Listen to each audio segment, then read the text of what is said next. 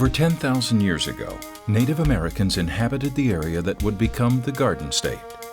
The abundant and widespread black bears then provided food, medicine, and clothing for these people, such as the Lenni Lenape. The arrival of European settlers created a greater impact on the black bear. Besides killing bears for food, they rendered their fat into sweet oil for cooking and making medicines. The major impact, however, came as New Jersey settlers cut and burned the forest for lumber, farming, livestock, and building towns.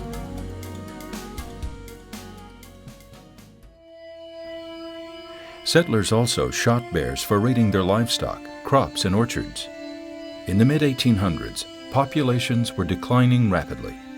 By the early 1900s, fewer than 100 black bears remained, inhabiting the remote northern areas of the state.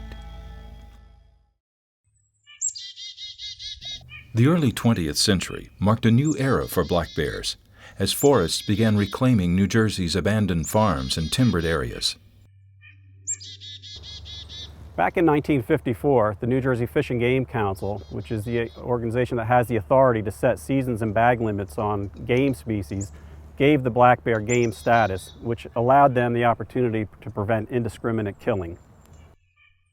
With a stable population, they allowed limited hunting through 1970. With only 46 bears taken during 10 years of hunting, it indicated a relatively small population. Well, in 1971, the New Jersey Fish and Game Council closed the entire season on hunting black bear to give the population an opportunity to rebound and grow. Besides closing bear hunting, two other events helped New Jersey's black bear population rebuild over the past 4 decades. The creation of the Delaware Water Gap National Recreation Area, combined with a number of state forests and wildlife management areas, created over 100 square miles of mostly undisturbed bear habitat. In addition, Pennsylvania closed their bear season in the mid-1970s for a few years. Their population expanded and some of those bears migrated into New Jersey, since bears don't really understand political boundaries. Today, New Jersey's rebounding black bears occupy core habitats at the highest black bear density of any state in the nation. Residents entrust the Division of Fish and Wildlife and the Fish and Game Council to protect, manage, and conserve all wildlife and its habitat, including the black bear. New Jersey is well known for having more people per square mile than anywhere else in the country. What we're not well known for is that we also, in the northern third of the state, have more black bear per square mile than anywhere else in the nation. And that poses some unique challenges to trying to manage black bear. Bears have been sighted in all of New Jersey's 21 counties. The highest concentration of bears are in Sussex, Warren, Passaic, and Morris County, and people commonly refer to that as bear country. Quality bear habitat in Sussex, Warren, and Passaic borders large bear populations in New York and Pennsylvania. Because bears don't recognize political boundaries, they move freely between states. Also, these counties contain core areas of prime bear habitat in the Kittatinny Ridge and Bearfort Mountain regions that offer 580 square miles of bear habitat. This forested region's undeveloped tracts of dense rhododendron, mountain laurel, hemlock, hardwoods, and shrubs provide bears abundant food and cover. This quality habitat supports a productive bear population with small home ranges. Adult female black bears here usually have a home range of 2 square miles, and the habitat supports up to 3 bears per square mile. Despite the inroads of New Jersey's growing black bear population, it remains in the shadow of the state's expanding human population. At the same time our black bear population was growing and expanding, our human population also continued to grow and expand. And in our core black bear area in Passaic County, we have population densities as high as 2,500 people per square mile. This combination of black bear density and human expansion inevitably leads to increased human-bear encounters. These range from the most common one of bears raiding garbage bins to destroying bird feeders or beehives, killing livestock and domestic pets, to entering people's homes. They result in complaints to the Division of Fish and Wildlife or local police departments from people who perceive the black bear as threatening. Managing bears weighs heavily on managing people's understanding and perception of bears. So the Division of Fish and Wildlife uses education as a prime tool to foster coexistence between people and bears, while presenting bears as a valued wildlife resource rather than a liability. Black bear are a vital part of New Jersey's wildlife heritage, and we want it to always remain that way. So our goal is to try and balance the black bear population with the people that live in the state so that you have harmony with both. Besides public education, the state's management policy includes bear research, population monitoring, trapping, and aversive conditioning of nuisance bears, euthanizing bears that threaten public safety, and controlled hunting to manage the population size. It's a scientific and social blend that provides for a healthy black bear population while responsibly addressing the very real property damage and safety concerns of residents. New Jersey's black bear management is built on decades of scientific research. We have over 30 years of research on black bears in northwestern New Jersey. We've handled over 3,000 bears. Through our mark recapture studies and DNA analysis, we have very good signs to estimate our bear population. This scientific research has produced a wealth of data on black bear reproduction, survival, mortality, behavior, and habitat use in New Jersey. Research data shows that compared to black bears in other states, New Jersey's female bears are very productive.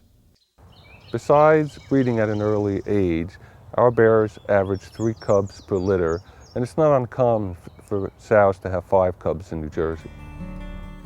Also, New Jersey cubs have a high first-year survival rate of 70% and a 90% survival rate after their first year. The main mortality for bears in New Jersey is vehicle collision. Other documented causes of death include other bears and separation of cubs from the mother when they are less than 6 months old.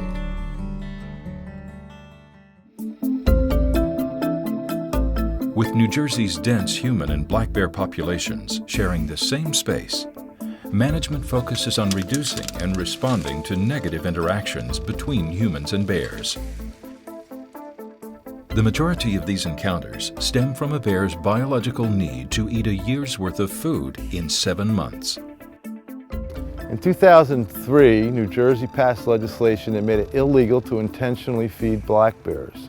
But unintentional feeding is a much bigger issue, and that is what we focus on with our black bear education efforts. People allowing bears to get into garbage, bird feeders, and pet food increases nuisance bear behavior, plus the likelihood of escalating to more serious incidents. Each time people allow a bear to obtain food, the bear becomes more positively conditioned to repeat the behavior of foraging near humans, which can sometimes lead to the destruction of the bear. So eliminating intentional and unintentional feeding is the most effective way to reduce nuisance bear incidents and prevent the development of potentially dangerous behavior. Shut the door. Despite education and the prevention efforts of citizens, some bears that have been conditioned to human food become nuisance bears. A nuisance bear is a repeat offender that causes property damage or threatens humans or domestic animals. Nuisance bears trapped by the division are aversively conditioned with rubber buckshot, pyrotechnics, and chasing by dogs. Nuisance bears that cause property damage, kill pets or livestock, or threaten humans are euthanized when trapped and positively identified. A lot of people get excited when they see a bear, and we get the call.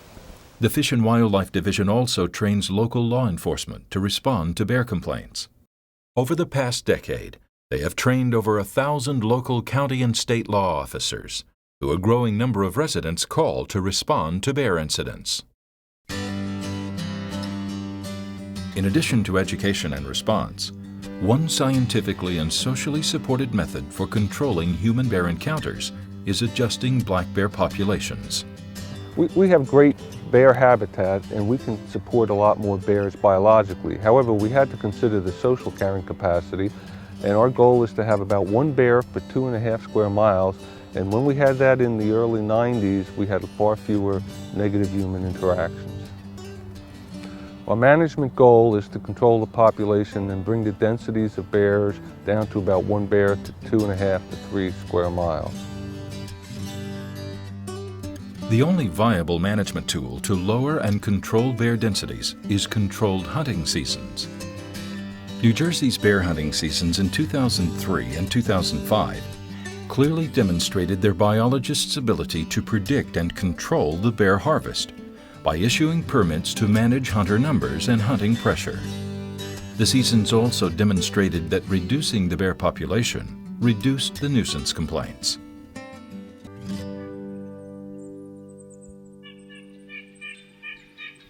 New Jersey's comprehensive black bear management policy, which was officially adopted in 2010, now provides for a regular bear hunting season structure for the management of the state's black bear population level.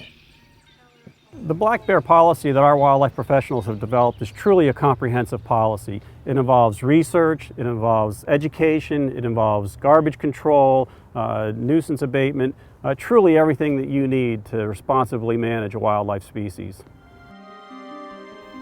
Alternative non-lethal population control methods, such as chemical sterilization and contraception, are being explored by independent researchers to determine if they are viable for controlling wild bear populations. These methods are still experimental and yet to be tried on free-roaming populations of bears. At this time, there is no EPA-approved contraceptive drug or sterilization technique proven safe and effective in free-ranging bears. So how do wildlife professionals, communities, and yes, you, the citizen, face the challenges of growing populations of people and bears sharing the same landscape in New Jersey? One key is educating citizens like you and encouraging you to share this information about the biology and habits of black bears, then committing to do what you and your neighbors can to minimize encounters with these large omnivores with voracious appetites. Education is the foundation of peacefully coexisting with black bears. We need to know about black bears, their biology and their behavior, but we also need to know what we need to do in order to prevent problems from developing with black bears. Residents can also use certified bear-resistant trash containers and work with their local government to pass garbage management ordinances in their municipality. Working together, citizens and the Division of Fish and Wildlife will ensure that New Jersey's black bears remain an integral part of the natural landscape and a healthy and respected symbol of our remaining wilderness. For more information about living with black bears in New Jersey, please visit the New Jersey Division of Fish and Wildlife's website. Citizens can also call the Black Bear Response Unit for assistance, or the toll-free 24-hour DEP hotline.